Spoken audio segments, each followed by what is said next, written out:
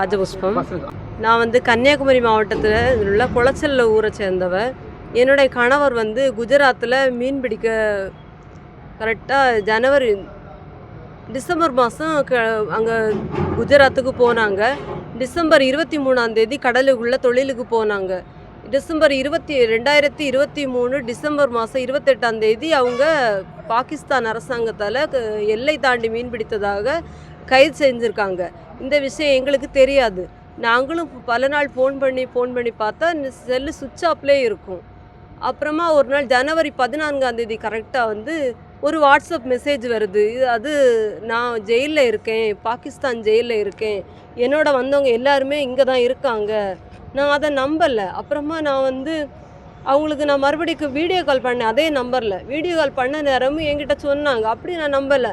அவங்க சொன்னாங்க, நீ நம்பலைன்னா நீ என்ன பாரு ஒழுங்கா. ரூமை சுற்றி காமிச்சாங்க. அப்போ அந்த சுவரெல்லாம் இடிஞ்சு போய் ஜெயில் கம்பியெல்லாம் இருந்துச்சு. அப்புறமா தான் நான் நம்பினேன்.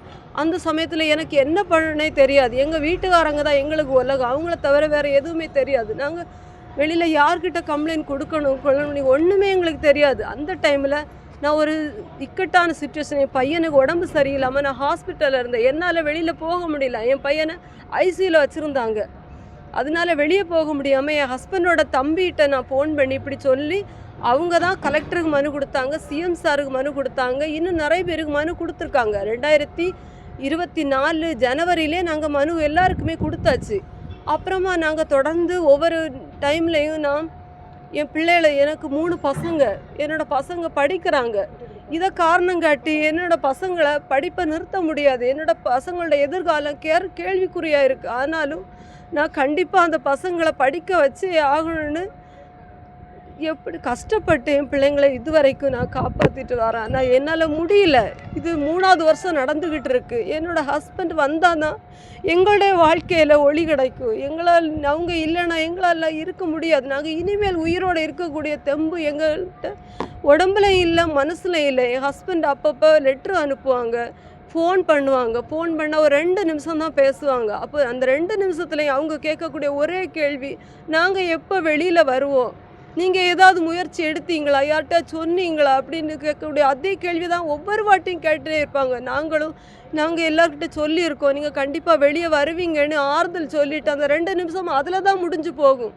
அப்புறமா லெட்ரு அனுப்பச்சில் சொல்லுவாங்க, எங்களுக்கு உடம்பு சரியில்லை, என்னால் முடியல. அது எதனால் முடியல, இங்கே உள்ள சாப்பாடு சரியில்லை. அப்போ நீங்கள் ஹாஸ்பிட்டல் கூப்பிட்டு போக மாட்டாங்களா? போவாங்க. ஆனால் அங்கே உள்ள மருந்து சரியில்லைம்மா, என்னால் முடியல, நான் உயிரோட வருவேனா இல்லையான்னு கூட எங்களுக்கு தெரியல. படமாக தான் நாங்கள் வருவோம்னு எங்களுக்கு பயமாக இருக்குது. எங்கள் கூட தொழிலுக்கு வந்த ஒருத்தங்க இறந்துட்டாங்க. அதை வச்சு அவங்க அந்த 7 தமிழர்களும் ரொம்ப கலங்கி போய் லெட்ரு எழுதுனாங்க. அந்த லெட்ரு எல்லாமே எங்ககிட்ட இருக்குது. தயவுசெய்து நீங்கள் மாநில அரசும் மத்திய அரசும் சேர்ந்து நடவடிக்கை எடுத்து எங்கள் உறவுகளை மீட்டு கொண்டு வாங்க. என் கணவர் மீட்டு கொண்டு வாங்க. என் கணவர் வந்தால் தான் நாங்கள் உயிரோடு இருப்போம். என் கணவருக்கு ஏதாவது ஆனால் நாங்கள் உயிரோட வாழ்கிறதுல அர்த்தமே இல்லை. அப்படி ஜெயிலில் என் கணவருக்கு ஏதாவது உயிருக்கு ஆபத்து ஏற்பட்டால் அந்த நிமிஷமே நானும் என் பிள்ளைகளும் தற்கொலை செஞ்சுட்டு சாவோமே தவிர அப்புறமா நாங்கள் வாழ மாட்டோம். தயவுசெய்து என் கணவரை மீட்டு கொண்டு தாங்க.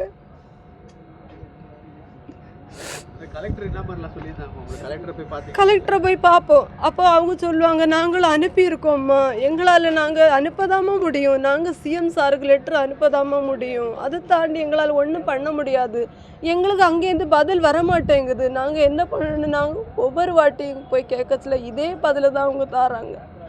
அங்கே இந்த மீனவர் சங்கம் இருக்குது, அங்கே தான் நாங்கள் போய் கேட்போம். அவங்களும் சொல்லுவாங்க, நாங்கள் மாதந்தோறும் லெட்ரு வச்சுட்டு தான் இருக்கோம், உங்கள் கணவரை விடுதலை பண்ணணுன்னு லெட்ரு வச்சுட்டு தான் இருக்கோம், ஆனால் எங்களுக்கு எந்த பதிலும் வரமாட்டேங்குது அப்படின்னு தான் அவங்க சொல்கிறாங்க. ஒரே ஓனர் ஓனர்கிட்ட தான் குஜராத்தில் போர்பந்தலில் உள்ளவங்க. இது வரைக்கும் எங்களை எப்படி இருக்கீங்கன்னு கூட ஒரு வார்த்தை கூட ஃபோன் பண்ணி கேட்டது கிடையாது. அவரால் தான் அவங்க மாட்டினாங்களே. அவங்க எங்களுக்கு ₹1 தரதில்லை, அவங்கள மீட்டு கொடுக்கணும் தான் நாங்கள் அவங்கக்கிட்ட கேட்டோம்.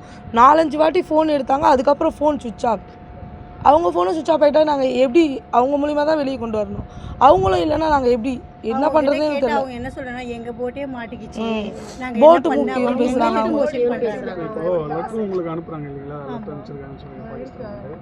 அதில் ஏதாவது அவங்களுக்கு அங்கே சித்திரவதை நடக்கிற மாதிரி கொடுமை நடக்கிற அப்படிலாம் அவங்க எதுவும் சொல்ல மாட்டாங்க. ஆனால் நான் கஷ்டப்படுறேன் சொல்கிறாங்க. சரியில்லைன்னு சொல்றாங்க. நாங்கள் அது மாதிரி மெடிசன் சரியில்லை புரிய மாட்டேங்குதுன்னு சொல்றாங்க. அவங்க சொல்ல மாட்டேங்கிறாங்க. இல்லைங்களா, அவங்க கிட்ட தெரியாம லெட்டர் அவங்க அவ்வளோதான் அதோட போயிடுவாங்களா. 3 மாதம் வரமாட்டாங்களா. இப்போ இன்னைக்கு இங்கே லெட்டர் எழுதி இந்த மாதம் கொடுத்துட்டு போகிறாங்க. அவங்க 3 மாதம் வரமாட்டாங்களா. 3 மாதம் கழிச்சு வேற ஒருத்தவங்க வருவாங்களா. அவங்க உள்ள 200 நாங்கள் அனுப்புகிற லெட்டர் அவங்க 200 கொடுத்து வாங்கணுமா. அவங்க அனுப்புகிற லெட்டரையும் அவங்க 200 கொடுக்கணுமா. எல்லாருமா சேர்ந்து தான் ஒரு லெட்டர் அனுப்புவாங்க அவங்களுக்கு பதில். நாங்கள் எல்லாத்துக்கும் கஷ்டப்பட்டு தான் இருக்கோம். நாங்கள் உழைச்சி நாங்கள் சாப்பிட்றோம். நாங்கள் இங்கே வெளியே இருக்கிறதுனால நாங்கள் உழைச்சி நாங்கள் சாப்பிட்றோம். அது இல்லை அவங்க சாப்பாடே இல்லைன்னு அவங்க ஒரு நாள் ஃபோன் பண்ணி வீடியோ காலில் பேசுகிறாங்க. நாங்கள் சாப்பிட்டே 3 வருஷம் ஆகுது, 2 வருஷமாக எங்களுக்கு சாப்பாடே ஒரு நாள் கூட போடல. நாங்கள் ரொட்டி தான் சாப்பிட்றோம். 3 வேளையும் அந்த ரொட்டி தான். அவங்க ரொட்டிலாம் சாப்பிட்டதே கிடையாது. நம்ம தமிழ்நாட்டில் சாப்பாடு தான். அங்கே சாப்பாடு கொடுத்து அது கூட நாங்கள் வெளியே பேசணும். இந்த மாதிரி சாப்பாடுனா கொடுங்க அவங்களுக்கு. வேறு எதுவும் வேணாம் எங்களுக்கு. சாப்பாடுனா அவங்களுக்கு ஒரு வேளை கொடுங்க. வாரத்தில் ஒரு வாட்டினா சாப்பாடு கொடுங்க. அதை வச்சு நாங்கள் பேசணும். அது கூட யாரும் பண்ணலை. இல்லை அவங்களுக்கு சாப்பாடே வரலன்னு தான் சொன்னாங்க. எத்தனை பேர் இருக்காங்க? 7 பேர். நம்ம சென்னையில் இங்கே 7 பேர். மொத்தம் 16 பேரும் என்னமோ மாட்டிக்கணும்னு சொன்னாங்க. 2 போட்டு போச்சு, 14 பேர் போனாங்க. அதில் ஒருத்தர் இறந்து போயிட்டாரு. அது மும்பையை சேர்ந்த. அந்த இறந்தது கூட அவங்க ஒரு 15 நாள் கழிச்சு தான் அமிச்சாங்களாம். அவங்க இறந்ததை கூட 15 நாள் கழிச்சு தான் அவங்க ஊருக்கே அமிச்சாங்களாம். நாங்கள் எத்தனை நாள் கழிச்சு வருவோன்னு எங்களுக்கே தெரியல அப்படின்றாங்க.